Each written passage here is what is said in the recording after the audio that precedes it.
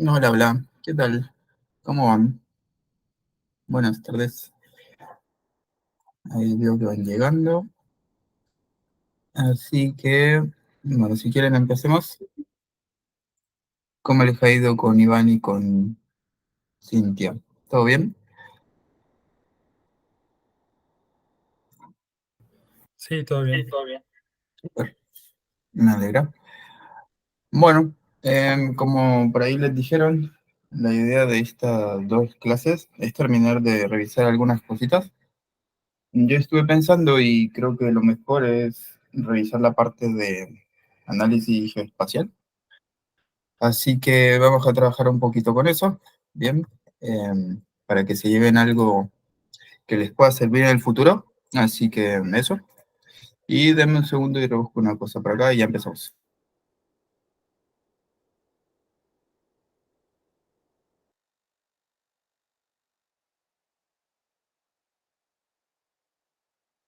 Bien, en el repo del curso yo dejé por ahí una carpetita que se llama, voy a compartir, espérame un segundo.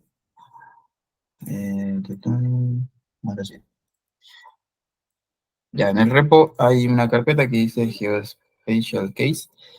Ese tiene ahí un archivito notebook sobre el que vamos a trabajar, ¿bien? Y se llama así, caso de crimen sobre Chicago, ¿bien? Entonces la idea es que aprendan al menos a hacer la parte exploratoria sobre los archivos espaciales, como el caso de los GeoJSON, ¿bien? Eso. Entonces, vámonos para allá. Em, una cosa importante de este caso es que, bueno, vamos a trabajar con información geoespacial, ¿ya? Yo no sé si han tenido la oportunidad de trabajar con información geoespacial, pero si no, les hago una breve introducción, ¿no? Para que más o menos sepan a qué me estoy refiriendo. Cuando uno habla de información geoespacial, usualmente se refiere a, claro, que está georreferenciada, ¿no? Entonces, hay distintas formas de guardar esa información. Por ejemplo, hay una forma que es a través de archivos tipo raster. Y hay otra que es a través de archivos .polígono, ¿bien? O formato polígono. Yo eso lo voy a dejar por acá para que lo tengan presente, ¿no?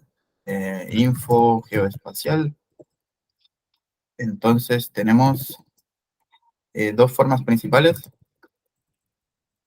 de guardar la data. La primera es a través de archivos tipo raster. Y archivos tipo raster me refiero a, por ejemplo, imágenes, por ejemplo, JPG, PNG, archivos CBG, donde básicamente la información espacial está representada por píxeles, ¿bien? Y eso es un archivo tipo raster. En los drones también los pueden ver, los drones capturan imágenes, ¿no? Las imágenes son píxeles, ¿bien? Y por otro lado, tenemos lo que son polígonos, ¿bien? Los polígonos son simplemente, imagínense que cada punto representa una coordenada, ¿no? Y si yo quiero representar, por ejemplo, un río, tengo que tener varios puntos, y cuando uno de los puntos se genera la forma geométrica, ¿no? Entonces, cuando hablamos de polígonos, tenemos distintos tipos de formatos, ¿bien? Por ejemplo, uno que se llama SHP, KMZ, GeoJSON, eh, GeoTIFF, bueno, GeoTIFF no, GeoTIFF está acá, GeoJSON, KMZ, SHP, NetCDF, o, bueno, hay otros, ¿bien? Pero básicamente eso es lo más importante a la hora de trabajar con información geoespacial, ¿ya? Y bueno, obviamente, cada polígono está asociado a una coordenada, como les decía, y en el caso de los raster, tienes un píxel. Entonces, el píxel está básicamente limitando una zona específica, ¿no? Entonces, nada, con eso creo que es como la parte más importante. No sé si habían trabajado con estos formatos, ¿les suena? ¿No les suena a alguien? ¿O es la primera vez?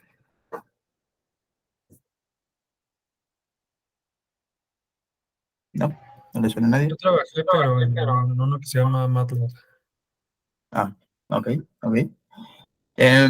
Bueno, esto en teoría es importante porque, claro, mucha información de la que van a conseguir de clientes, por ejemplo, en el caso de cualquier compañía de retail, va a estar asociada al espacio, ¿no?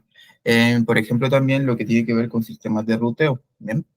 Y bueno, entre otros tipos de de casos de uso, ¿ya?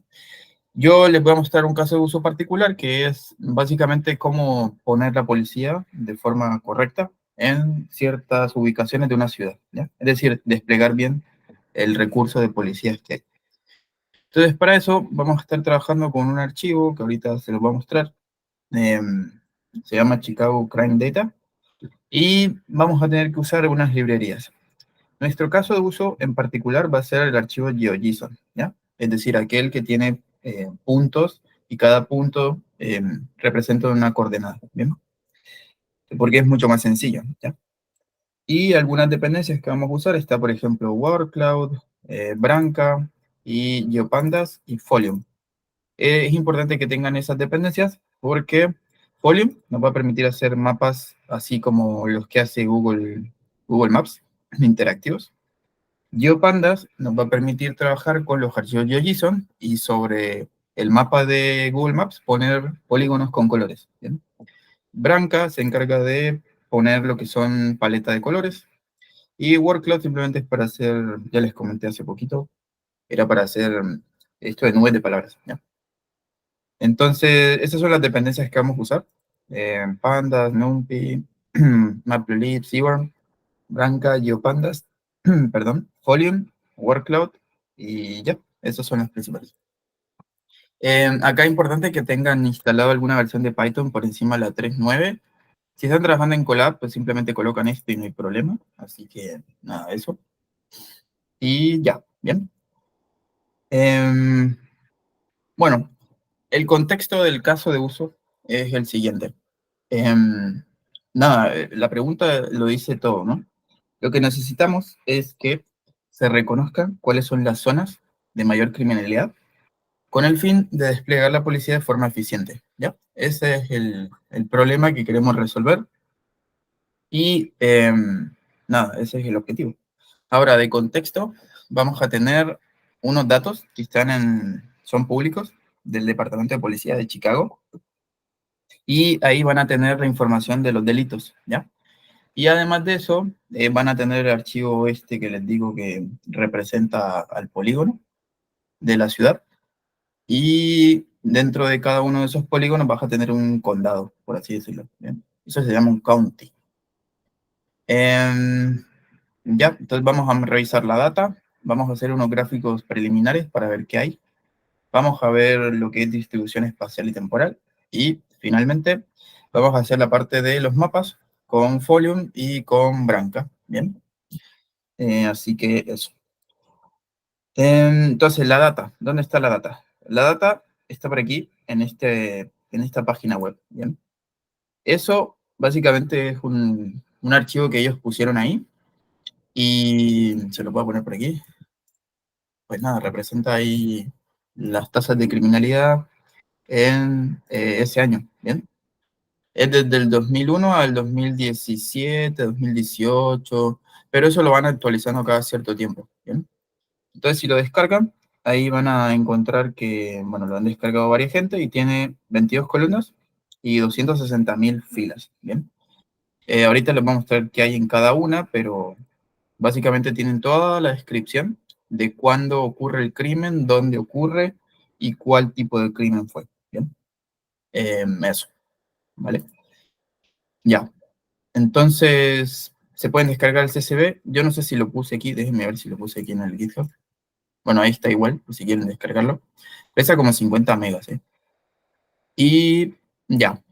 Entonces yo acá lo que hice fue leer ese archivo, ¿bien? Yo en particular quería que estos dos columnas fueran de tipo objeto, porque cuando voy a hacer el enlace con el archivo de JSON necesito que sean tipo string, ¿bien? No es por nada más. Así que eso lo fuerzo a que sea de tipo string o objeto. Y ya, ahí leo el archivo, ¿bien? Entonces, les voy a dar el contexto de los datos y ya si tienen preguntas de lo que vamos a hacer o el objetivo o cosas de ese estilo, me dicen, ¿bien? Entonces, ¿qué representa cada fila? Representa un incidente o un caso de delincuencia, ¿bien? Puede ser de múltiples tipos, pero lo que van a observar es, aparece un ID consecutivo, aparece un caso, un ID de caso, aparece una fecha en la que ocurre y una hora, el bloque de la ciudad, que es como una especie de asociado al condado, el IUCR, que es básicamente un código que permite saber dónde está el condado. Tienes el tipo primario de delito, que pueden ser creo que 7, 8. Entre ellos, por ejemplo, robo común, eh, atracos, entre otras cosas. Bien. Incluso también pueden haber asesinatos o otro tipo de cosas. Y luego viene una descripción que es un poco más específica del tipo primario, ¿no? Aquí como que te dicen más a detalle qué fue lo que ocurrió. Luego aparece lo que es dónde ocurrió, que puede ser en un apartamento, en la calle, o un hotel, o lo que sea, ¿bien? Y aparecen otras cosas, como por ejemplo la coordenada, esto viene en UTM, y también viene en latitud, longitud, ¿bien? En grados. Viene lo que es el año, viene, por ejemplo, unas columnas binarias de si es doméstico, si hubo arresto o no, y bla, bla, bla. Pero eso a grandes rasgos son como las más importantes, ¿no? Si uno va y mira por acá, en las demás columnas, se van a dar cuenta que aparece, por ejemplo, esto del bit. El bit es el polígono, está asociado a un ID de polígono. Ahorita cuando vemos el mapa se van a dar cuenta a qué me refiero. El distrito es un conjunto de condados, entonces ahí van a encontrar una serie de estructuras que se agrupan.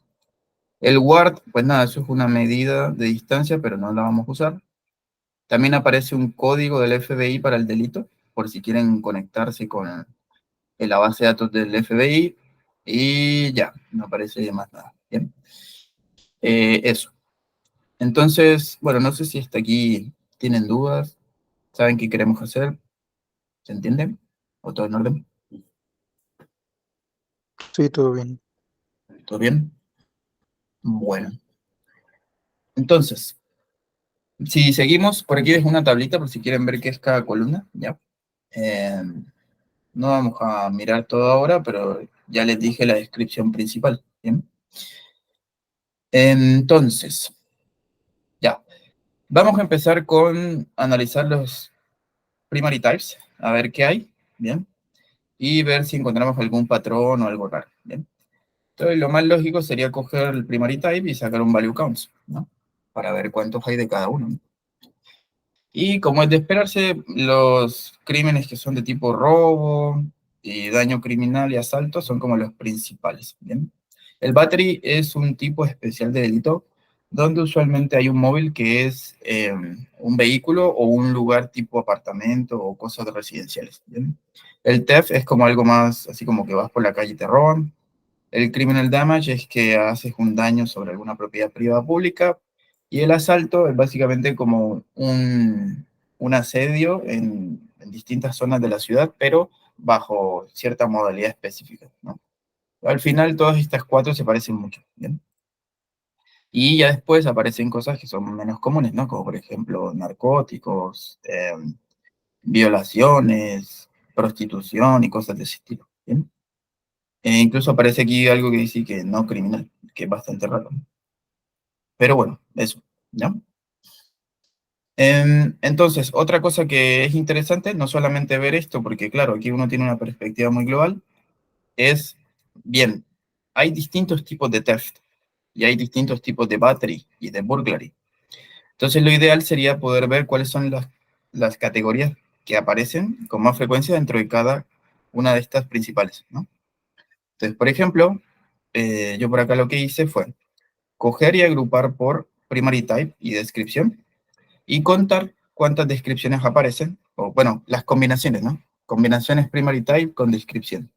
Y cuáles son las más comunes, ¿no? Entonces acá agrupé por esas dos cosas, hice un conteo y bueno, nada, eso.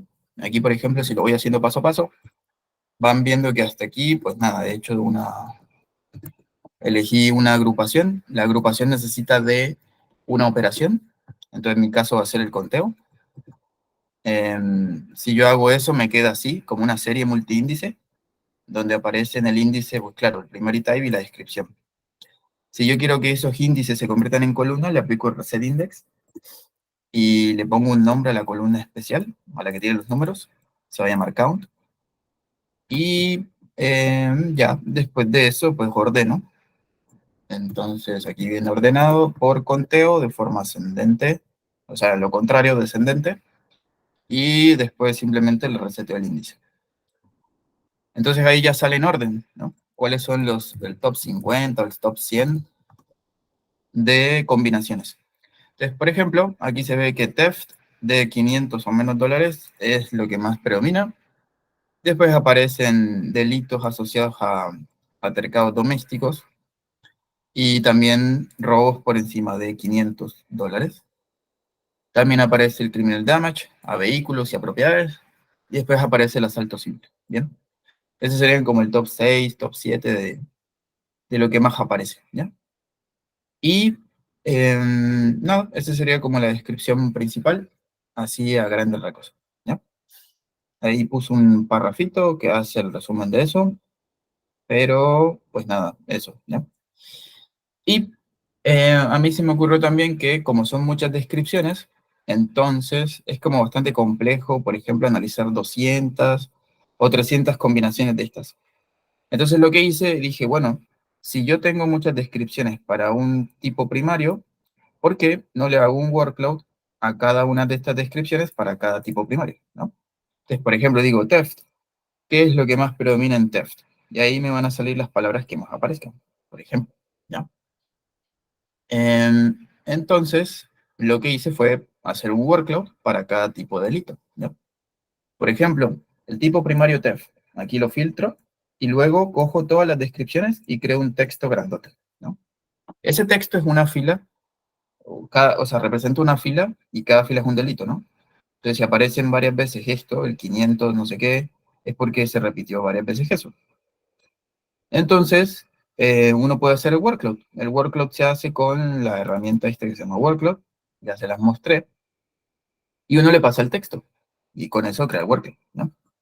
Entonces, por ejemplo, para el caso de theft, lo que más aparece es retail, building, pocket, y bueno, la palabra theft, ¿ya? Entonces ahí te das una idea de qué es lo que más tiene aparición, ¿no? Y bueno, lo puedo hacer para theft, lo puedo hacer para cualquier otro, ¿bien? Yo creo que hice para dos o tres más, pero al final esa es la idea. ¿Bien? Hasta aquí tienen preguntas, dudas, algo que no haya sido claro. Todo bien.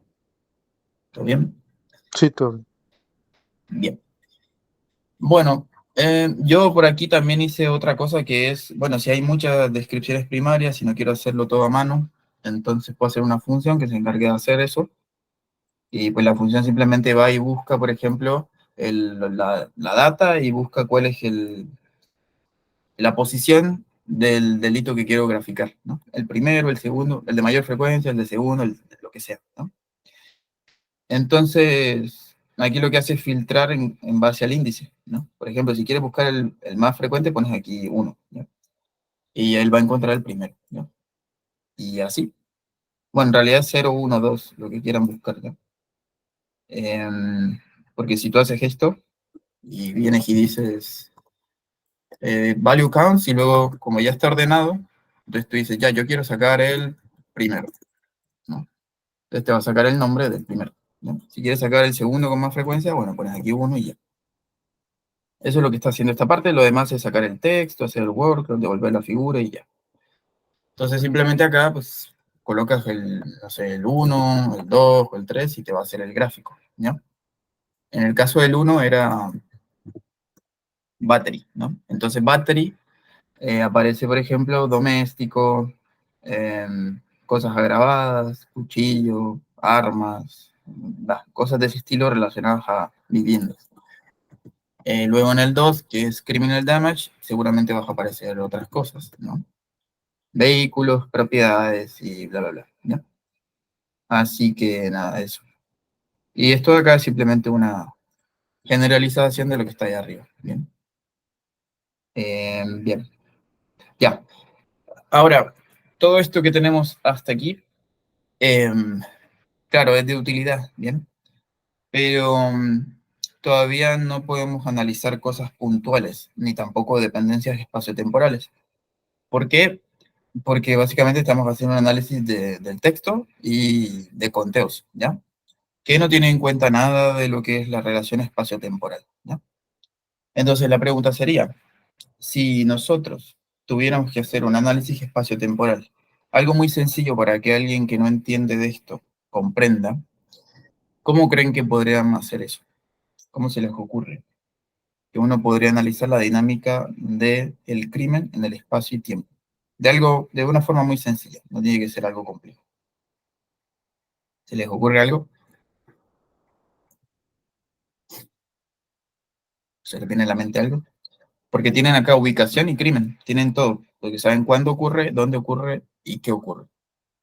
Entonces, ¿qué se les ocurre que podrían usar para analizar esa dinámica de espacio-temporal del crimen?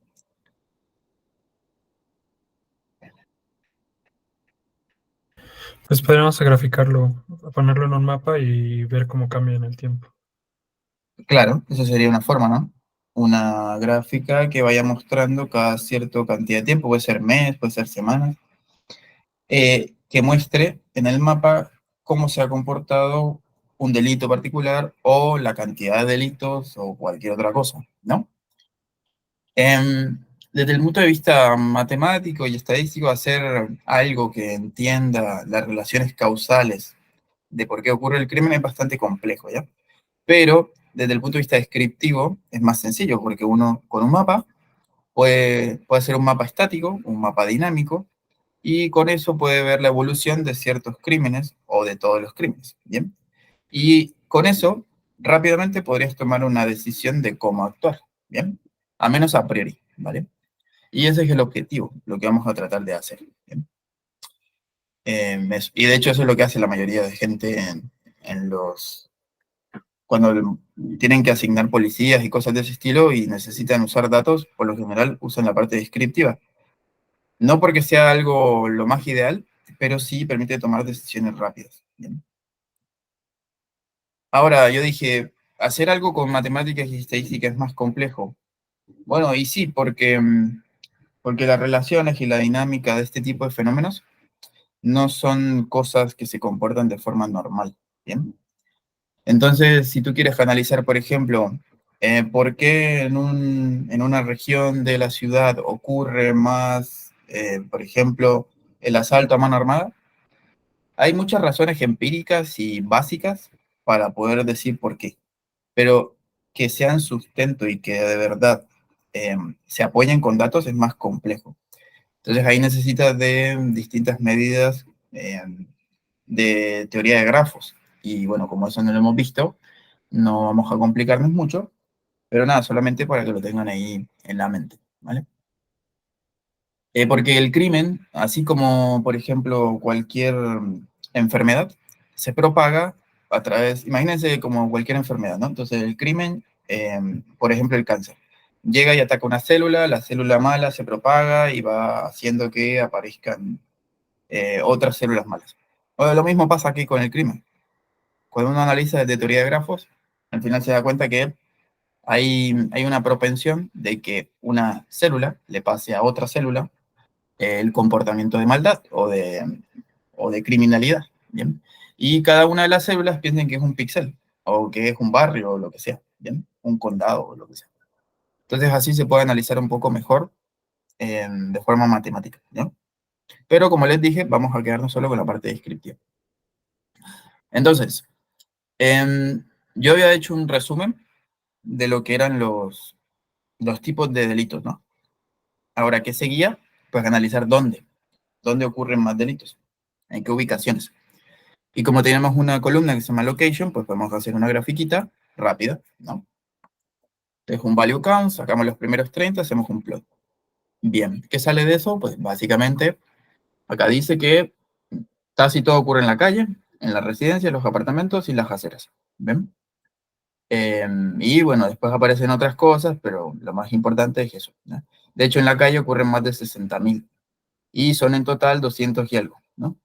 Uno va y mira, son como 200 y tantos, 267.000. Entonces es casi más como más del 30%. Bien. Y, y no es menor. Lo mismo pasa con la residencia, si uno suma todo, 60 más 40 más otros 30, son como 180, 130, es como el 70, 60%. ¿Bien? Ahora, así a grandes rasgos, cuando yo tengo la ubicación y los delitos, yo puedo comenzar a cruzar y mirar cosas, ¿no? Pero una pregunta que surge es, ¿los delitos son focalizados? Es decir, ¿ciertos delitos ocurren en ciertos lugares? ¿O cualquier delito puede ocurrir en cualquier lugar? ¿Qué creen ustedes? ¿Los delitos son focalizados o no? ¿O depende?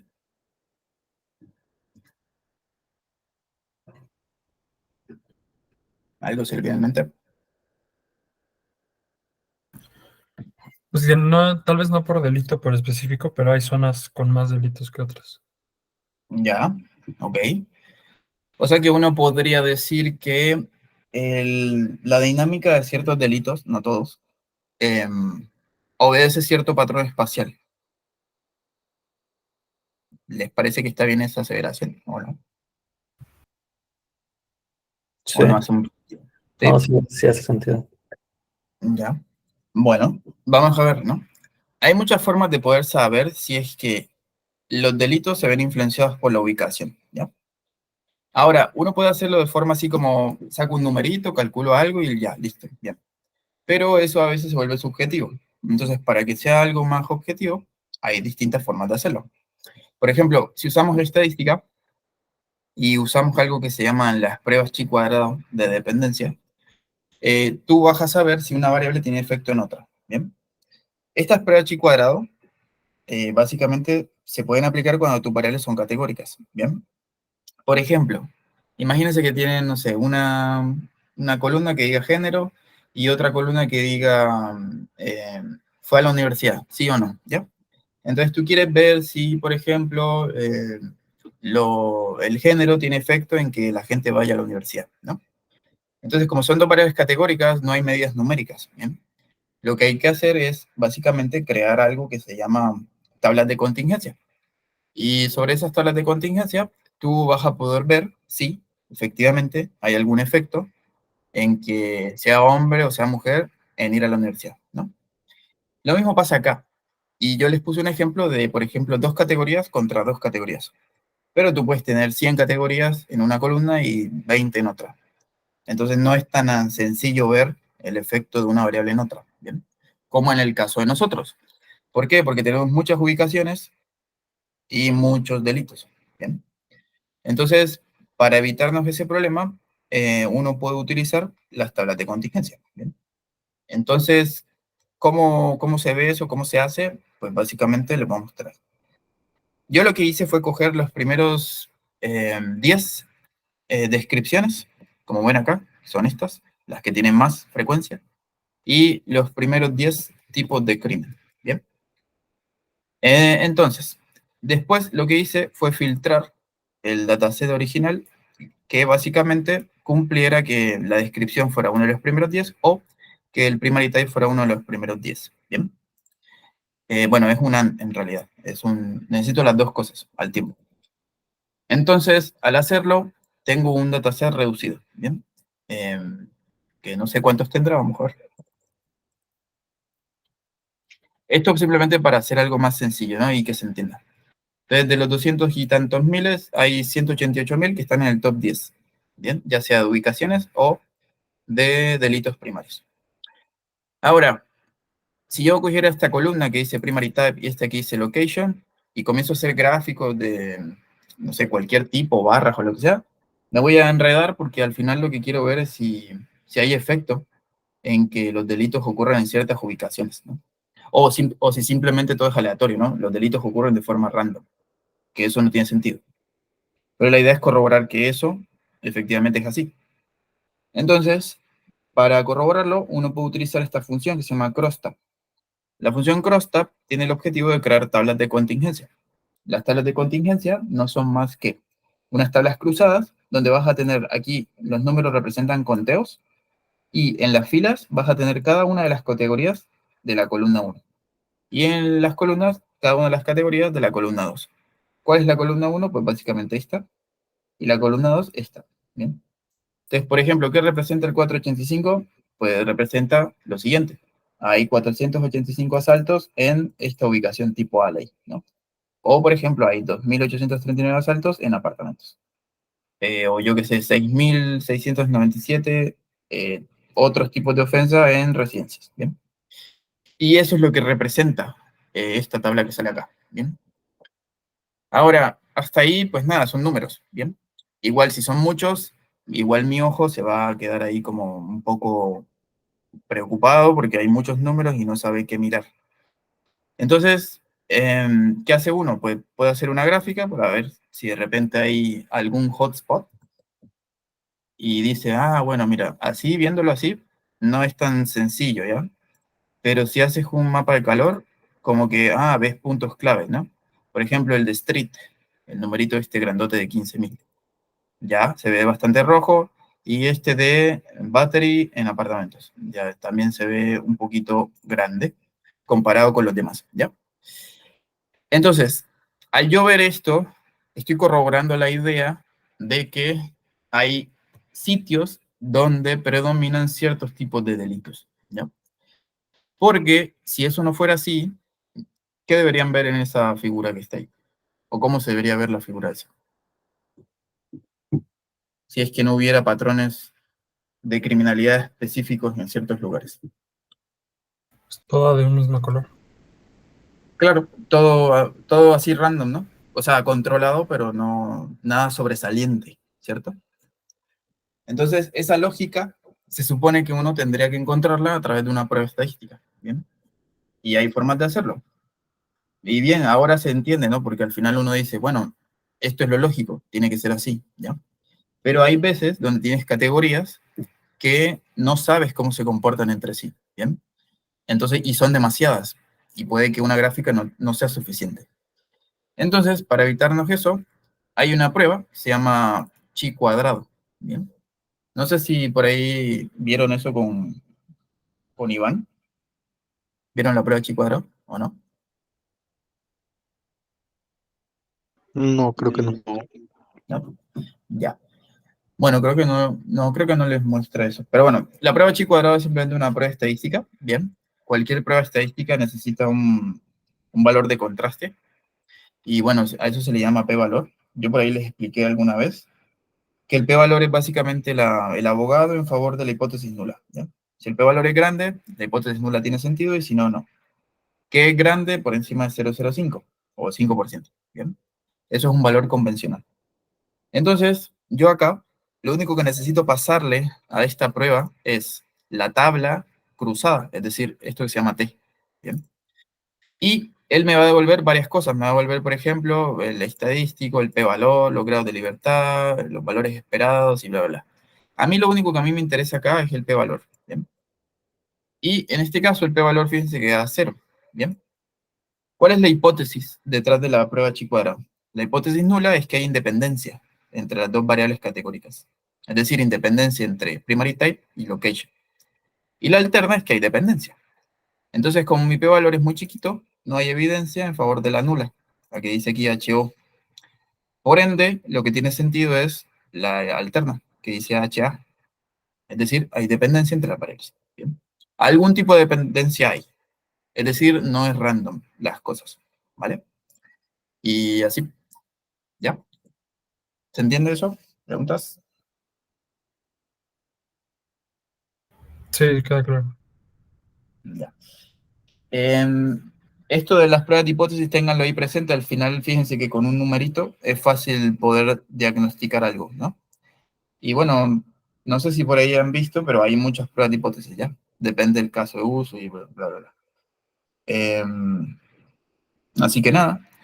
Por ejemplo, se lo digo porque algunas veces, algunos problemas, ¿no? Se pueden resolver con algo como esto. Y en algunas ocasiones la gente en vez de hacer esto, se va por cosas más complejas, ¿bien? Y al final llegan a lo mismo, que es que hay dependencia, ¿no? Entonces, nada, eso es simplemente para que lo tengan presente. No siempre hay que hacer algo complejo, ¿eh? Así que bueno, nada, eso. Va. Entonces, mm, Estas son preguntas conceptuales que las pueden leer, ahí no hay problema, ¿va? Y lo que yo he hecho hasta ahora ha sido como algo supremamente descriptivo. Comencé con cosas univariadas, que era lo del workload, lo de los conteos, lo de los barras y eso. Luego hice algo bivariado, que fue esto de la mapa de calor y la prueba de hipótesis. Y ahora viene la parte 3 y 4, que es analizar la evolución temporal de los crímenes, luego la evolución espacial y finalmente la evolución espaciotemporal. Bien, eso es lo que nos hace falta. Hace falta 3 cosas. ¿Que yo pude haber hecho más cosas acá? Sí. En la parte univariada pude haber hecho miles de gráficas sin importar lo que yo quisiera, pero hacer un montón de gráficas no siempre va a hacer que yo entienda mejor, ¿no? Y lo mismo en la parte bivariada. Yo puedo haber hecho muchas cosas, muchas combinaciones bivariadas, bla, bla, bla, pero no siempre el montón de gráficas y el montón de cosas que haga me van a servir para entender lo que está pasando. ¿Bien? Yo simplemente dejé las que consideraba que valía la pena, ¿no? Entonces, para la parte del tiempo, ¿ya? ¿Qué es importante? Importante es ver, por ejemplo, las escalas típicas que uno analiza. ¿Cuáles son las escalas típicas? Yo qué sé, a nivel semana, a nivel mes, a nivel serie de tiempo, yo qué sé, mensual o cosas de ese estilo. ¿Cómo ha evolucionado el crimen? ¿Cuáles son los meses donde hay más crimen? ¿Qué días de la semana hay más o menos crímenes? ¿No? Ese tipo de cosas le ayuda a la gente, sobre todo a las que toman decisiones, para saber dónde poner la policía, ¿no? Entonces, ¿qué vamos a hacer? Dentro de la tabla había una columna, se llama, en este caso se llama, esperen que se me olvidó, creo que es el date. Bueno, date es la fecha. La fecha tiene hora, día, mes, año y todo eso. ¿Bien? De hecho, si uno la mira aquí, viene así, ¿no? Esto es día, no, mes, día, año, hora, minuto. ¿Bien?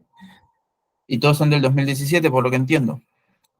Entonces, como ven aquí, la fecha todavía no está en formato datetime.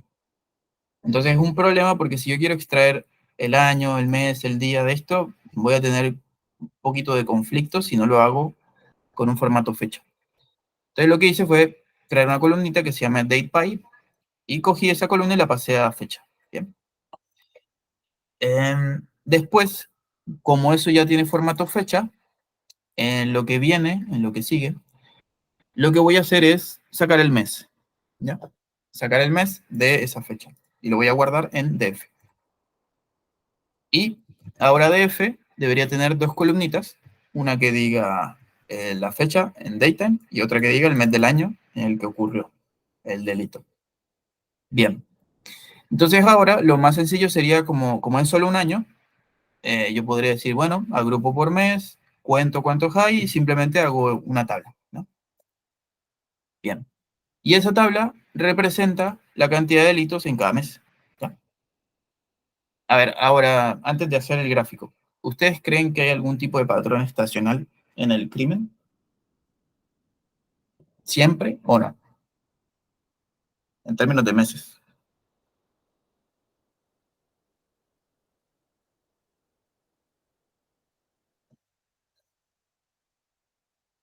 Es decir, ¿hay meses donde ocurren más crímenes? Sí, pero bueno, no sé qué tan relevante sea porque no hay mucho la diferencia. Ya. Em, por ejemplo, imagínense ciudades que son de altas latitudes, por ejemplo, en Nueva York, cosas de ese estilo. ¿Ustedes creen que eso va a tener el mismo patrón de comportamiento a nivel mensual, la cantidad de crímenes? Que si uno lo compara con ciudades que están por ahí cerca del trópico, que son como más temperaturas bastante uniformes en el año. No, sí van a ser diferentes. En el frío seguro hay menos, ¿no? Claro, o sea, cuando uno analiza estaciones, o sea, ciudades que están bajo estaciones realmente, es decir, que tienen un ciclo completo de temperatura, es algo que uno va a observar, y no solo observa el crimen, sino es que básicamente, como les dije que el crimen era como las enfermedades, para que la enfermedad se propague necesita un medio, y el medio es la célula, ¿no? En el caso de nosotros, las células son las personas, los lugares, etc., ¿no? Entonces, si hay mucha gente en la calle, lo más probable es que haya más carteristas, que haya más ladrones, ¿no? Entonces, seguramente va a tener algún tipo de pico en verano, por ejemplo, porque hay más gente en la calle y etc. Bien. En invierno, como hace mucho frío extremo, la gente casi no sale. Entonces, no hay medios para poder hacer lo mismo que estaban haciendo en verano. Entonces, yo, por ejemplo, acá hice una gráfica, ¿bien? Y ahí, eso es lo que van ustedes a observar cuando analicen cualquier tipo de fenómeno humano que involucre a las personas como medio de transmisión. Entonces, siempre y cuando estés en un lugar donde haya influencia de la temperatura, ¿no? Entonces, por ejemplo, acá se ve que entre junio y agosto, son el 6, 7, 8, ahí comienza a ser el pico más alto, ¿no? Y luego cuando ya vienes a diciembre, que es como el invierno, enero, febrero, ahí tiende a bajar, ¿ya? Y es algo que uno esperaría. Ahora, ¿cuál es la diferencia? La diferencia son de casi 19.000 pasar a 25.000, ¿bien? O sea, son casi 6.000 de diferencia. No es menor, y bueno, eso es lo que uno observa, ¿ya? Ya, ok. ¿Se entiende esa parte? ¿Sin preguntas? También tendrá que ver con el turismo, ¿no? Claro, también, efectivamente. Hay ciudades que son muy turísticas, por ejemplo, yo que sé, París, Nueva York o Londres. Seguramente en verano vas a tener unos picos de criminalidad muy altos, e incluso en invierno, pero comparados, siempre verano va a ser mayor, ¿ya? Al menos que eso es lo que ocurra. Hay cosas raras, ¿no? Como siempre, como todo en la vida. Puede haber que hay algunos meses donde de repente pase algo súper raro y yo qué sé. Pero por lo general, ese es el patrón, ¿no? Eh, Al menos en ese tipo de ciudades. Ahora, no siempre van a haber algo así. Por ejemplo, en ciudades que están cerquita al Ecuador, que no son de latitud alta ni media, por ejemplo, no sé, en Centroamérica, yo qué sé, los rangos de temperaturas en el año no se mueven mucho. Por ahí se puede mover 1 grado, medio grado. En este tipo de ciudades no van a observar este patrón, ¿bien? Probablemente ni siquiera lo puedan distinguir, ¿bien? Pero va a depender del contexto, ¿ya? Así que, bueno, eso. ¿Vale? ¿Estamos? Bueno, eso. Ahora, otra cosa. Este pico de acá de febrero a mí me llamó mucho la atención porque se supone que básicamente, claro, en invierno, que es diciembre, enero, febrero, se supone que ahí como que, claro, tiende a bajar todo y bla, bla, bla. Pero algo que a mí se me hizo llamativo es que, bueno, febrero usualmente tiene menos días que los demás meses, ¿no? Entonces, si uno compara esto así como está, en teoría estaría diciendo que todos los meses tienen la misma cantidad de días. ¿Eh? Eso a priori no está bien, porque febrero tiene menos días. Entonces, probablemente, si yo normalice por la cantidad de días, el patrón puede que cambie, al menos entre febrero y marzo. Y eso fue algo que yo hice por acá abajo, y fue, yo hago mi conteo, ¿bien? Hasta ahí nada raro. Hago mi conteo así por mes. Agrupo por mes, cuento cuántas filas hay de cada uno y pum, creo mi conteo. Ahora, si yo normalizo por la cantidad de días que hubo en ese año, ¿bien? Febrero tuvo 28, no era un año bisiesto, entonces ya 28. Y los demás tenían 30 o 31. Y si uno compara 2 o 3 días de criminalidad en toda una ciudad, si uno suma eso, no es una cifra menor, pueden ser cientos o incluso decenas. Entonces, yo lo que hice fue normalizar. Como esto es un vector, la columna count es un vector, una serie, entonces básicamente uno puede dividir cada elemento por un número, enero por 31, febrero por 28 y así. Entonces, ¿qué pasa ahí? Ahora los datos están normalizados, ¿bien? Y cuando hago el gráfico, esto vendría a ser como la cantidad de crímenes por día en ese mes, ¿ya?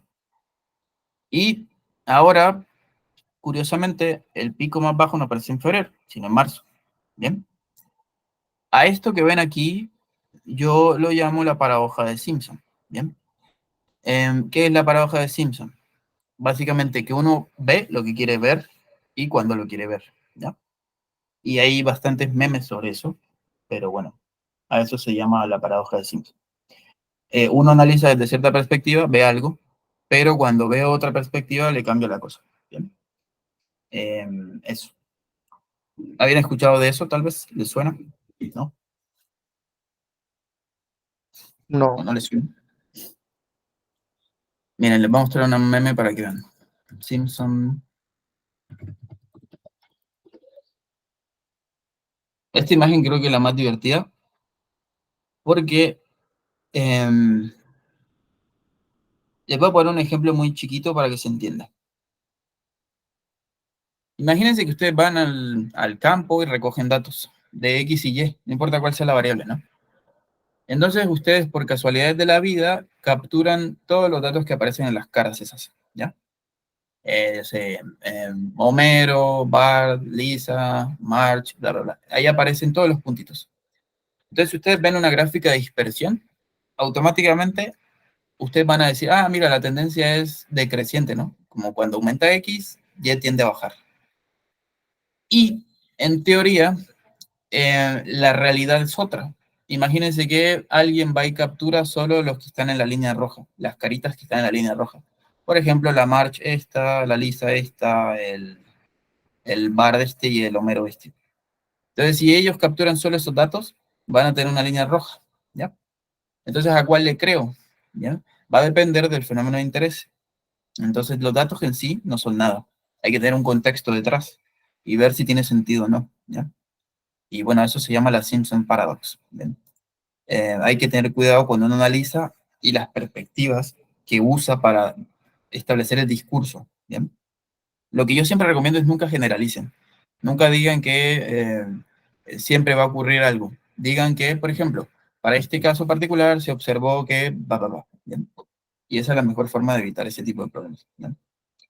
Bueno, nada, si no lo conocían, pues ahí se los dejo. ¿Vale? Ya. ¿Alguna duda antes de seguir? ¿O estamos bien?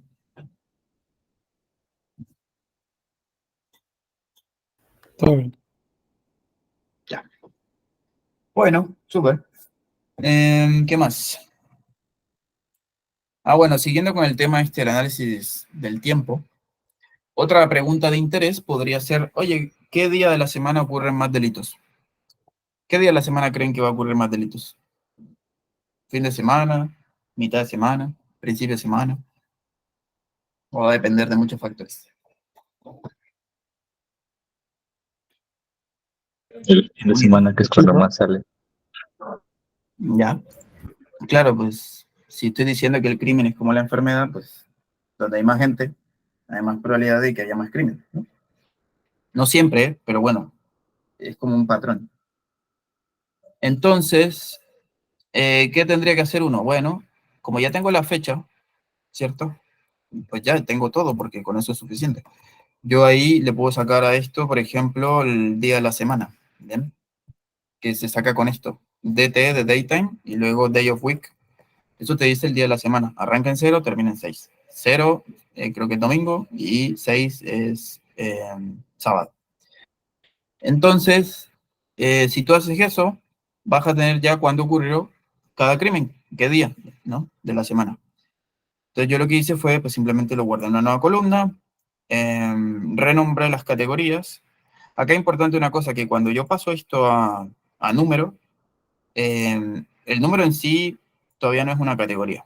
Si quieres convertirlo en categoría, puedes usar esto. Y luego, las categorías se les pueden asignar nombres, ¿bien? Con esta propiedad. Entonces el 0 va a ser este, el 1 va a ser este, y así en orden. Bueno, y al final eso me da el numerito que yo quiero, ¿bien? E hice un group by por día de la semana, conté y ya. Entonces ahí me salen los numeritos y ya, después hago un gráfico a ver qué onda, a ver si eso tiene algún patrón. Entonces ahí se ve que, bueno, este jueves, viernes, sábado, bueno, parece que entre el jueves y el viernes como que tienen que ser más picos altos y ya, de lunes a miércoles como que no es tan alto. Sin embargo, no se ve tanta la diferencia, ¿ya? Eso, ¿vale? Y ya. A ver, espérenme un segundo y miro una cosa, porque según yo, el 0 es lunes.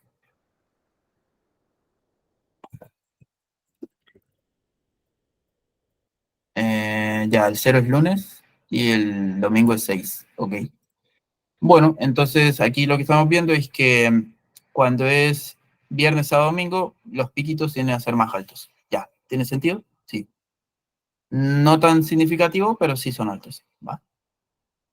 Y lo que hice acá fue hacer algo similar, pero lo normalicé de nuevo. Es decir, conté cuántos lunes, martes, miércoles hay en ese año, y esos numeritos son los que usé para dividir. ¿Ya? Pero no observé mucha diferencia, ¿eh? De hecho, van a ver que la gráfica se parece bastante. ¿Ya? Em, o sea, hay veces que, por ejemplo, en un año aparecen muchos más viernes, porque el año arranca el viernes, yo qué sé, etc. Entonces, puede que haya como una diferencia, pero en este caso no es el caso. Bien. Ya. Y ahora, otra cosa importante es el tema de las horas. Las horas también tienen un patrón, ¿no? Y bueno, lo lógico es que la gente no salga en la madrugada, ¿ya? Entonces hay menos gente y es menos probable que los atraquen. O que les hagan algún tipo de delito, aunque eso depende del delito. Si uno quisiera ver la distribución general del crimen de ese año para esa ciudad, pues simplemente coge a la fecha, le saca la hora y hace un conteo, ¿ya? Esto arranca 0 es 12 de la mañana y 23, 11 de la noche. 12 del medio de la medianoche, ¿no? Es el 0. Entonces, ¿qué ven ahí? La distribución es como bien bimodal. A medianoche hay un pico, baja hasta las 5 y luego sube hasta las 6 de la tarde y luego vuelve a bajar. Es una distribución bimodal con un pico más dominante, que es el de la tarde, ¿no? Y bueno, ya. Eso es lo que uno, en teoría, podría esperarse. Ahora, ¿por qué creen que aparece aquí un 12 con un pico raro? ¿Por qué creen que aparece ese 12 ahí con ese número grande? ¿Tiene alguna explicación? Tal vez. ¿O no? ¿O es simplemente algo raro y ya?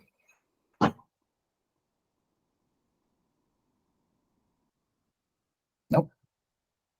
¿Qué pasa al mediodía de la mañana? ¿Hay algo que pasa en el mediodía?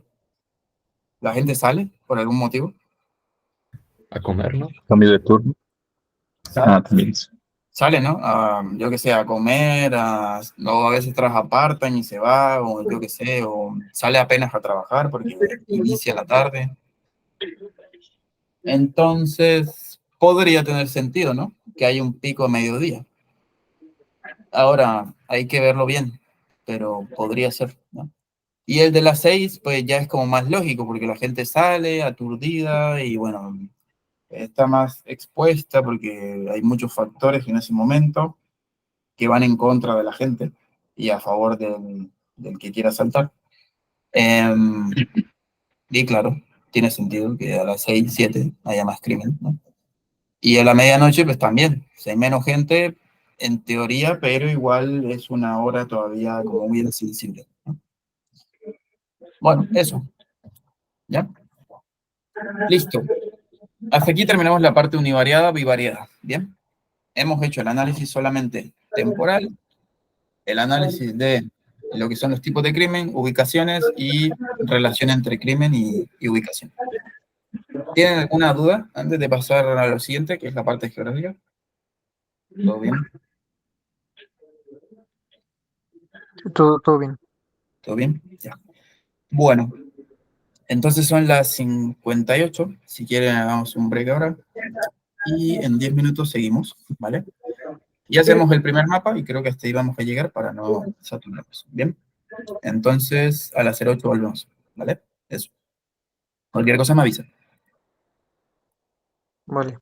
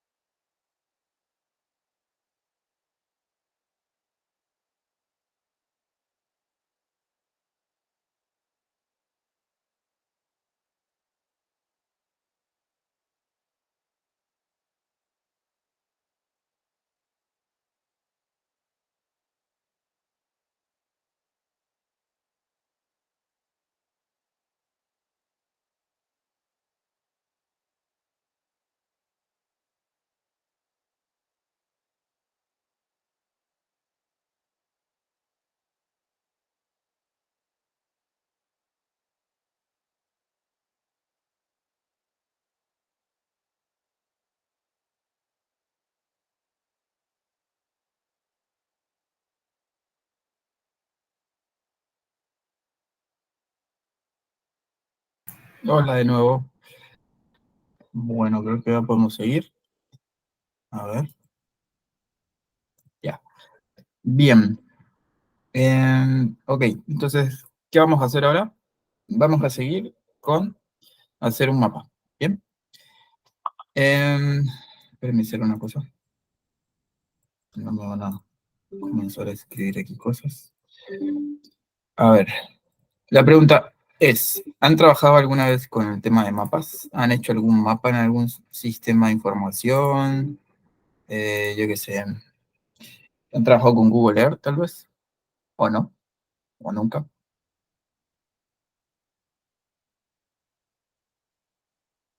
Yo sé, pero muy básico. Ya. Ok. Bueno, al menos todos seguramente han interactuado con Google Maps, ¿cierto?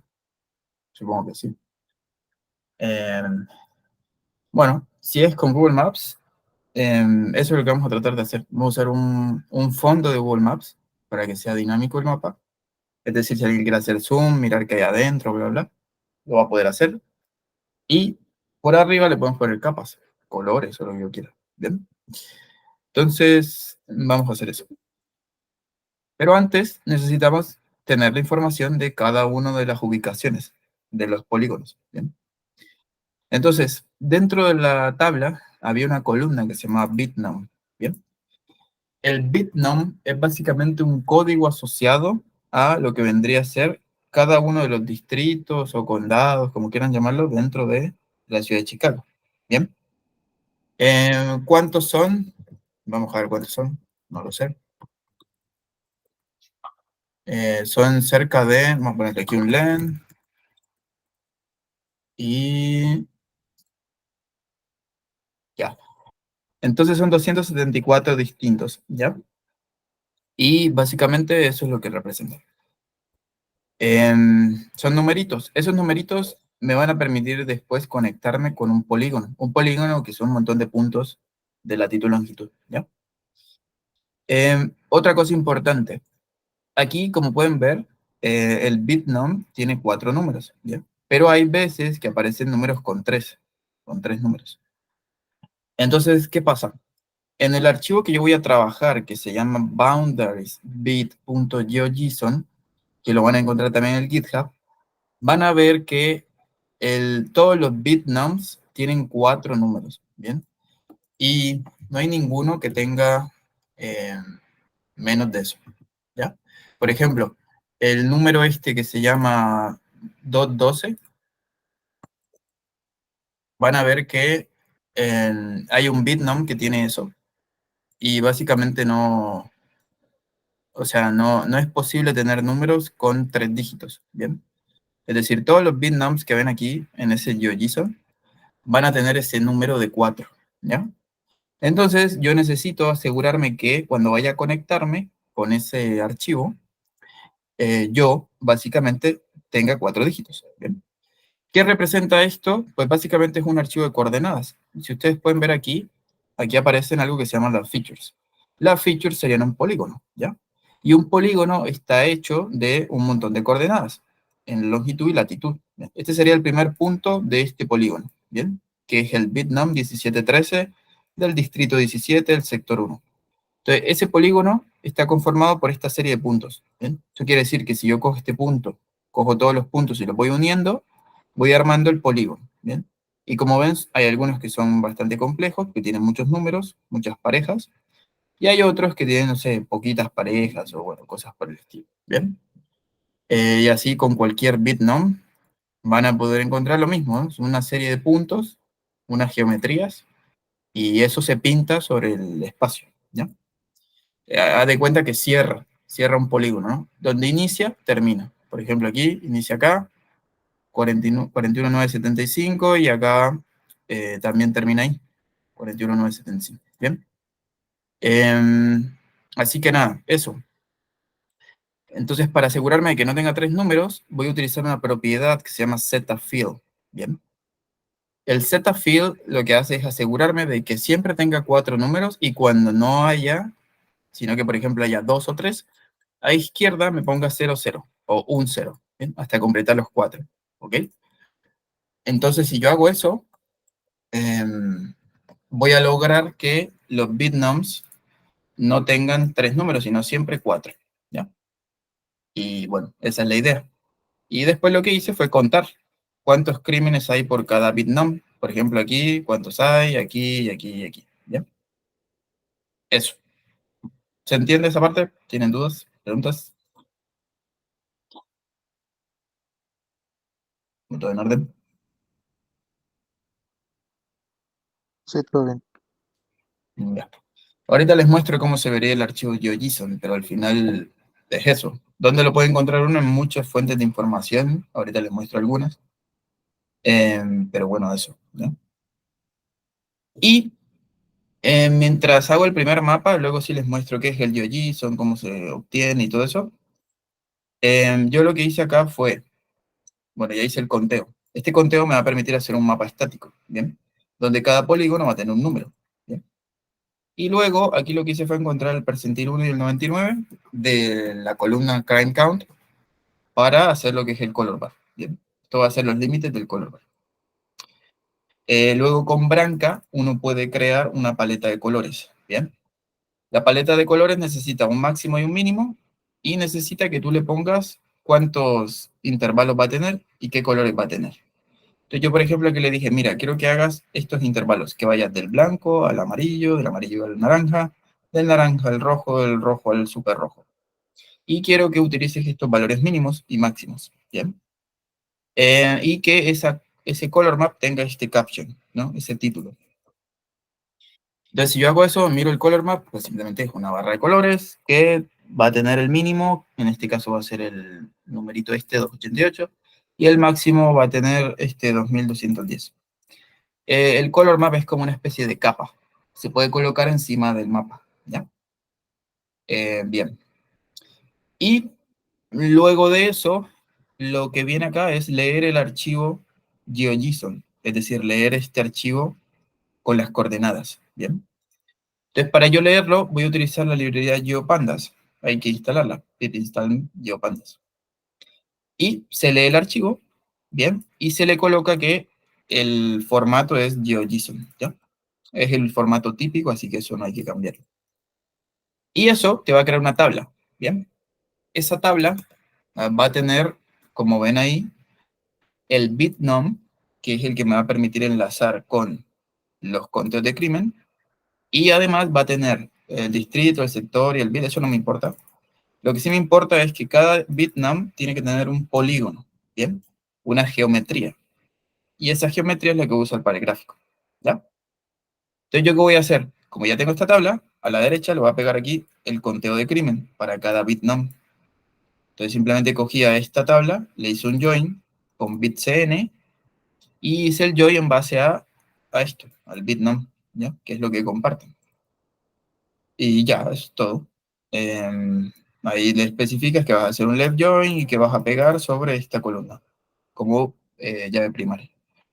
Luego, donde no encuentre crimen, porque puede que haya algún polígono del GeoJSON que no tenga crimen, entonces le pone un 0, ¿ya? Y ya. Yo al hacer eso, ya tengo el insumo para hacer mi mapa. ¿Por qué? Porque ya tengo el número del bitnum y tengo el polígono y también tengo el conteo, ¿ya? Así que, bueno, eso, ¿va?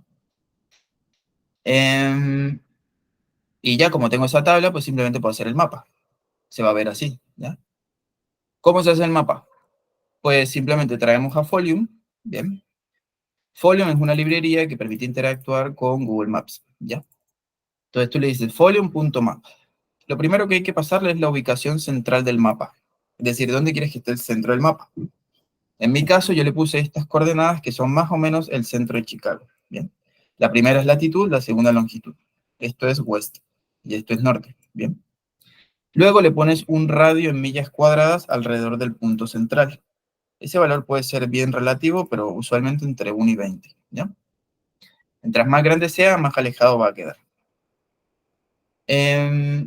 Luego el formato del mapa. Hay distintos formatos. Algunos son pagos, otros son gratis, pero el que siempre funciona es este que se llama OpenStreet, que es el mismo que ustedes ven cuando se meten a Google Maps. De hecho, si se van por aquí y agrandan, ese es el formato de Google Maps, ¿ya? Listo. Hasta ahí no pasa nada. De hecho, si ustedes hacen solo esto, pues tienen un mapa, no tienen más nada. ¿Bien? Por ejemplo, mCrane. Eso es el mapa, ¿ya? Está alrededor de un punto central y ya. De mapa que se conecta con Google con una herramienta que se llama Leaflet, ¿bien? Pero ya, hasta ahí nada nuevo. Lo bueno de esto es que se puedes agrandar, te puedes mover, te puedes ir para adelante, para atrás, lo que quieras, ¿bien? Ya. Ahora, el mapa en sí mismo no es nada, porque es solamente un mapa, ¿ya? Ahora, ¿cuál es la idea? La idea es que podamos pintar encima cada polígono con su color. Entonces, para hacerlo, lo que hacemos es, esto que está aquí es una función de estilo, es decir, para establecer el color en el polígono. Y como ven, es una función lambda, una función anónima. Depende de algo que se llama x. Y x pues simplemente va a ser cada uno de los bitnums. Entonces, ¿qué va a hacer esa función? Primero, se va a encargar de generar un atributo que se llama fillColor. El atributo fillColor se va a llenar con el color map. Dentro del color map hay una cosa que se llama properties y bueno, esto que se llama green count. Es decir, va a ubicar un número en el color map. Eso es lo que significa el fillColor. Va a encontrar qué número es este y en base a ese número va a entrar al color map, va a sacar el número y el color, ¿ya? Ese color va a estar aquí. Luego, este que dice color solito es para los bordes. Los bordes de los polígonos van a ser de color negro, ¿ya? De ahí no pasa nada. Luego el grosor de lo que es las líneas del polígono va a ser de tamaño 2, pueden cambiar. Y por último, la opacidad, es decir, qué tan transparente quieren que quede cada polígono. Yo le puse la mitad. Si le ponen 1, va a quedar sólido, no se va a ver nada de fondo, ¿ya? Si le ponen 0, se va a ver todo de fondo, ¿ya? ¿Qué me refiero de fondo? Esto que ven aquí debajo del polígono, ¿ya? Ya, esa es la función de estilo. Y luego, lo único que hay que hacer es crear una función que genere la capa sobre el mapa. Y para hacerlo, Folium tiene herramientas. Una de ellas se llama GeoJSON. Es decir, puedes proyectar un archivo GeoJSON sobre Folium, sobre un mapa de Folium. ¿Cómo lo haces? Pues básicamente tienes que tener el archivo este con los polígonos y los números que vas a proyectar, lo pasas a formato JSON, ya él va a saber que ese formato es un archivo de GeoPandas, porque si le colocan aquí bitdata.type,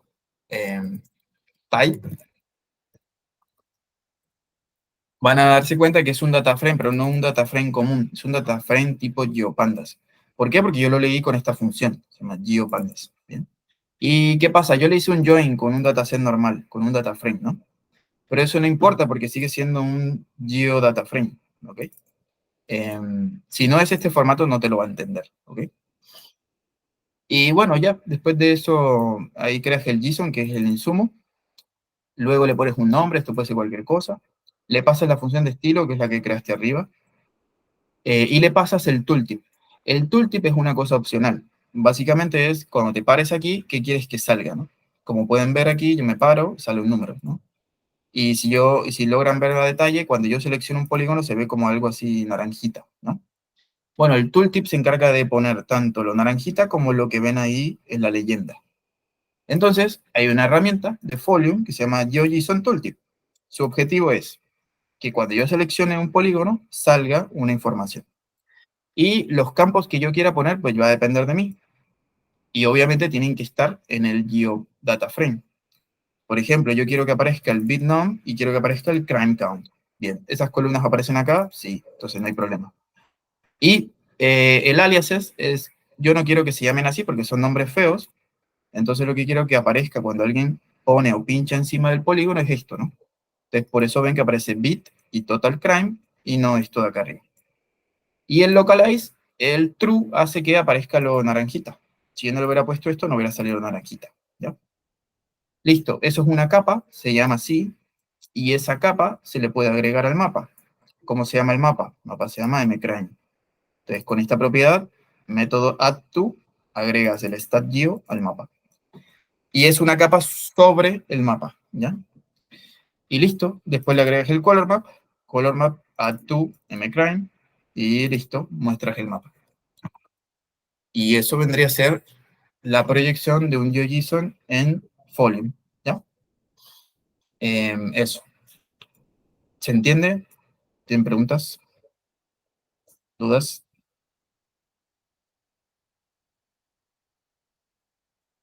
Todo bien. ¿Todo bien? Ya. Bueno. Si ven esto de aquí, ese mapa, ¿qué conclusión podrían tener así de forma general? Imagínense que son las personas que toman decisiones. ¿Qué pueden ver ahí que les llame la atención con el fin de desplegar la policía?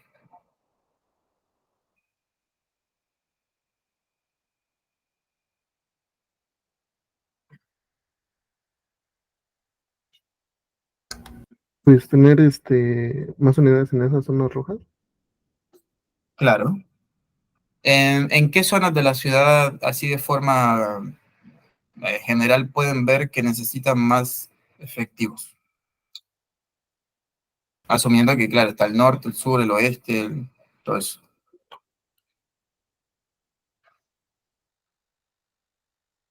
En el centro, en la parte esta donde dice Chicago, si ven aquí oeste y este, esto es el downtown. Aquí, pues, bueno, no tienen por qué saberlo, pero bueno.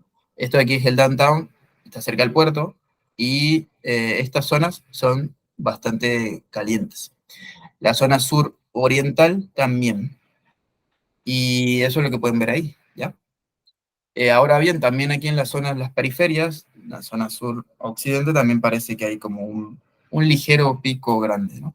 Pero lo que sí llama la atención es que en esta zona de aquí es muy rojo, ¿eh? Son 1800, 1800, 2000, 2200, ¿ya? Cerca del puerto. Mientras que por acá, aquí hay otro rojo bastante grande, pero los demás no superan los 2000, ¿ya? Ahora, ¿por qué creen que en esta zona hay estos picos tan grandes? ¿Tienen alguna explicación? Porque hay más gente. Ya, hay más gente, sí. ¿Y los puertos son zonas problemáticas usualmente o no? Sí, ¿no? Bueno, llega mucha mercancía y toda la cosa. Claro, para el tema de la criminalidad, en términos de lo que es movimiento de cosas como la droga o cosas ilícitas, se mueve a través de los puertos, ¿bien? Ya sea para salida o para entrada. Entonces es lógico que en este puerto, el harbor de Chicago, haya ese tipo de problemas, ¿no? Em, y bueno, allá por este lado, estos son como suburbios, lo mismo pasa por esta zona de acá al sur, ¿ya? Ahí ya se pueden dar como una idea de qué pasa. La zona más pudiente, si se quiere, es esta zona de acá, nororiente, ¿bien? Y si ven, no tiene así como, o sea, no es tan grande comparado con lo que aparece por aquí, ¿bien? Em, bueno, eso. ¿Qué más? Ya, hay otra cosa que uno puede hacer y es mirar la evolución temporal de esto, pero bueno, a grandes rasgos sí es eso. Y este mapa, así como lo tienen, lo pueden guardar en un HTML, ¿bien? El nombre del mapa, le colocan save y lo guardan acá en formato HTML y eso lo van a poder ver aquí, ¿ya? Un HTML que lo pueden abrir en Google o en Chrome o lo que sea, ¿bien? Se lo pueden pasar a alguien o hacer cualquier cosa. ¿Va? Eso, listo. ¿Tienen dudas, preguntas antes de mostrar lo siguiente? ¿Todo bien? Sí, todo bien. Oh, ok. ¿Qué más? Bueno, creo que eso es lo más importante, ¿vale? ¿Qué más me hace falta? Ah, ya hay otras cosas que podemos ver. Por ejemplo, puedes hacer un mapa así como de evolución mensual. Bien.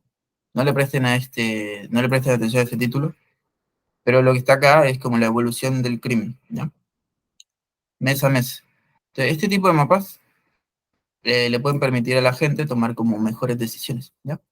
Porque si te fijas solo en un lugar, por ejemplo, aquí el suroriente, y comienzas a mirar como, oye, ¿cómo es la evolución del crimen? Comienza relativamente bajo acá, comienza a aumentar y se vuelve bastante alto en junio y julio, luego comienza a bajar. Ahí como que, claro, tienes una idea de cuándo necesitas más efectivos, menos efectivos y bueno, cosas de ese estilo, ¿va? Eso sí, se necesita un poquito más de elaboración, pero al final es lo mismo que está arriba, solo que son varios mapas, ¿no? Y lo que estás viendo con un slider, para que te muevas de entre meses, ¿ya? Así que bueno, nada, eso. Bueno, esa parte creo que la podemos ver después, porque son bastantes cosas que hay que revisar. Em, pero, a ver, sí. Esta parte de aquí, estos son para ver como lo del día de la semana, si tenía efecto o no, con los tipos de crimen. Yo al final hice un mapita así como el anterior. Y efectivamente había días de la semana donde el theft era básicamente una constante, ¿no? Por ejemplo, aquí yo saqué lo que era el crosstab entre primary type y días de la semana, ¿ya? Y luego hice una tabla cruzada de esas dos cosas y dividí por 52 porque, bueno, asumí que cada día se repetía 52 veces, porque hay 52 semanas en el año, ¿no? Entonces esto era una tasa normalizada y cuando graficaba veía que, claro, el theft predominaba entre el viernes y sábado y el battery sábado y domingo, ¿ya? Y lo que hice fue después crear la funcioncita. La funcioncita se encarga de, básicamente, ponerle un mapa a cada momento del tiempo, ¿ya? Que es lo que ven acá abajo. Entonces, ¿cómo funciona? Pues básicamente tiene varias etapas. Va a recibir el bit, el data frame, va a recibir lo que es la data original, un rango de fechas, una columna a graficar, un label y un nombre a poner y un caption.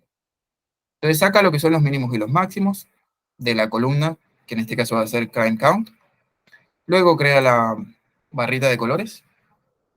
Esa barrita de colores, pues simplemente la misma que ya hicimos. Luego va pasando por cada una de las filas del objeto bit y va a encontrar el valor de lo que es el bitnum y también lo que es el conteo, ¿no? Bajo el rango de fechas que yo le pase. Entonces con eso va a encontrar lo que es el color para cada polígono. Yo se lo voy a guardar en un diccionario. Luego crea el mapa. Luego crea el slider. El slider básicamente es una versión del mapa, ¿ya? Y simplemente le tienes que pasar el bit que quieres graficar, el data frame y el estilo de diccionario. El estilo de diccionario tiene que tener el bitnum y el número. O sea, cuál es el número de color. Entonces esas dos cosas se las pasas al time slider Choropleth y te crea el mapa para el tiempo X.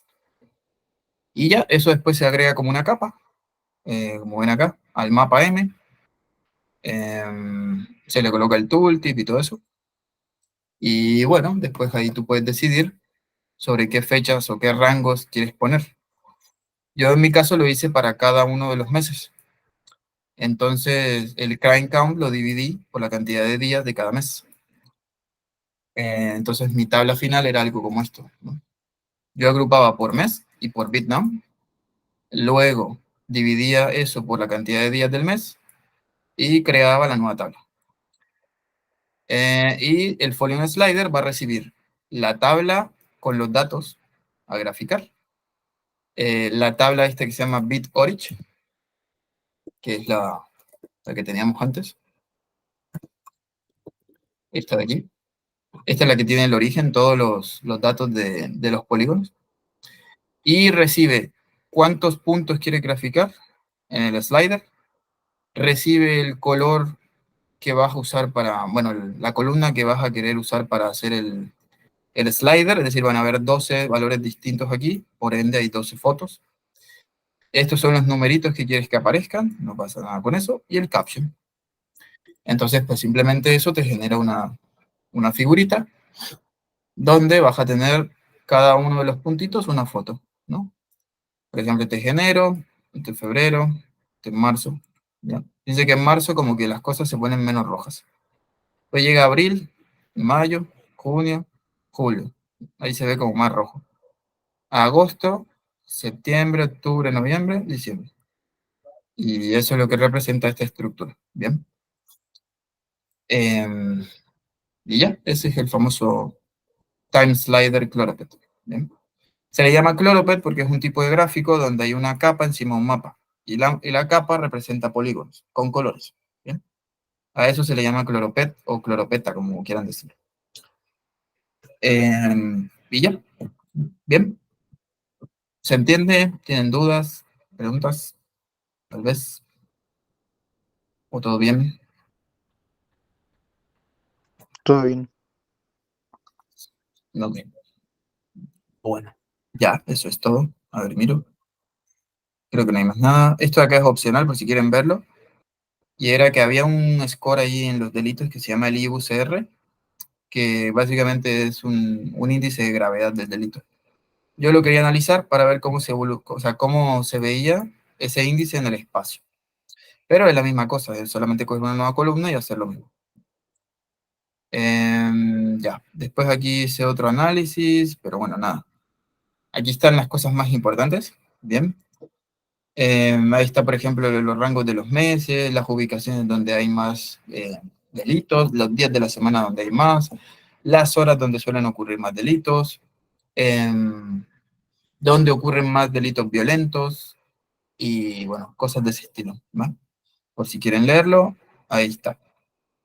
Y, y ya, creo que eso es lo más relevante. Hay lo de esto de los archivos Folium, perdón, los archivos GeoJSON los pueden encontrar en muchas partes. Por ejemplo, si se van aquí a Google y colocan GeoJSON, ¿no? Por ejemplo, GeoJSON de cualquier país, por ejemplo, México, lo que sea, seguramente van a encontrar algunos que son gratuitos, otros que están en GitHub y bla, bla. Entonces, por ejemplo, si ustedes tuvieran un GeoJSON, ¿no? Que voy a descargarme este que está aquí, solamente para ver qué hay. Colocan después GeoJSON Viewer, y ahí dentro pegan el GeoJSON. Por ejemplo, aquí yo voy a abrir este archivo, voy a coger todo el contenido de ese archivo y lo voy a pegar aquí. Entonces, eso me va a pintar el GeoJSON, ¿ya? Por ejemplo, este GeoJSON que descargué de aquí, cuando lo abrí en Visual Studio Code, me dio estas coordenadas, ¿cierto? Entonces yo lo pego acá y aquí puedo ver cuáles son los distritos y etc., ¿no? Entonces, si yo, por ejemplo, tuviera un número para este estado, lo que sea, y quiero graficarlo, puedo usar este GeoJSON, ¿ya? Pueden encontrar por divisiones políticas estatales o por municipios o incluso por condados o bueno, en fin, ¿ya? Lo importante es tener el GeoJSON. Lo demás es simplemente conectar datos, ¿vale? Y ya, creo que eso es lo más importante, ¿vale? ¿Tienen preguntas? ¿Alguna duda? ¿Algo que no les quede claro? ¿Todo en orden? Sí, todo en orden. Ya. Bueno, otra cosita que me dijo Iván. Por ahí tenían que elegir unos temas de trabajo. ¿Ya todos eligieron lo de los casos de trabajo? ¿O hay alguien que falte? Creo que ya todos elegimos. ¿Ya? Ok. Si hay alguien que falte, porfa, no se les olvide ponerlo ahí. Y bueno, creo que eso es lo que me faltaba. Creo que ya.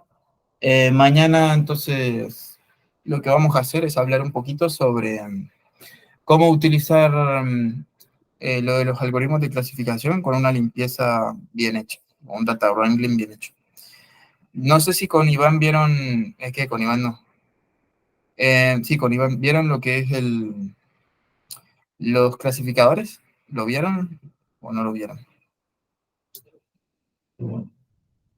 Esto de árboles de decisión y cosas de ese estilo. Sí, sí lo vimos. ¿Hicieron algún ejemplo de eso o solamente lo vieron así como muy teórico? Solo para tener una idea de qué tanto vieron. Porque voy a explicar mañana algo de eso, pero es un caso más de limpieza de datos y que la limpieza es la que permite que el modelo funcione bien, ¿ya? Entonces, nada, eso lo explico mañana. Y ya con eso terminaríamos. Ahí después tendrían para hacer el proyecto y para sustentarlo. ¿Bien? Eso. ¿Les queda algo más? ¿Algo que quieran preguntarme, tal vez? ¿O no? ¿Todo en orden?